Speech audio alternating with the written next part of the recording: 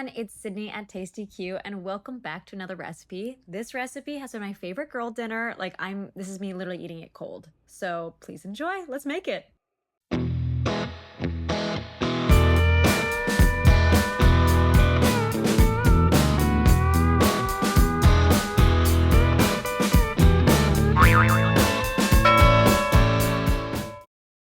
Okay, now that you've seen the intro, so you know that we're making bacon wrapped figs with goat cheese. I mean, you probably saw the title, that's probably why you clicked on the video. But this is all the ingredients you need: figs, rosemary, bacon, goat cheese, a little bit of honey. Let's go. So you're gonna start with figs. So the figs, you just cut them right down from the top to the bottom. I call where the little stem is the top. And if you notice inside, some of these look a little bit yellow, but it is totally fine. Every fig is gonna look a little bit different. I would recommend that you cut off the stems before you cut them in half, like I am, because I'm silly, but you can cut them off later, like I am here. Once those are cut, you're going to stick them into a little bowl and set them aside. And then we're going to get onto the bacon.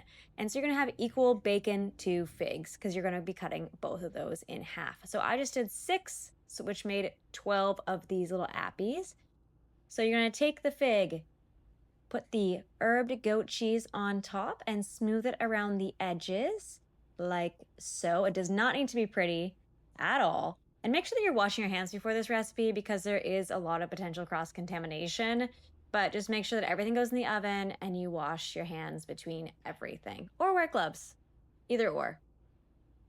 And then you're gonna add just 2 little tiny sprigs of rosemary without the stems. And then you're gonna take one of those bacon halves, put it on top of the goat cheese and wrap it underneath. And so wrapping it underneath means that we do not need to have a toothpick in this, which means one less thing we have to buy. All right, I'll show it to you again. So that is goat cheese on top, smooth, smooth, smooth. Add a little rosemary, grab the bacon, wrap it around, tuck it under. And one more time.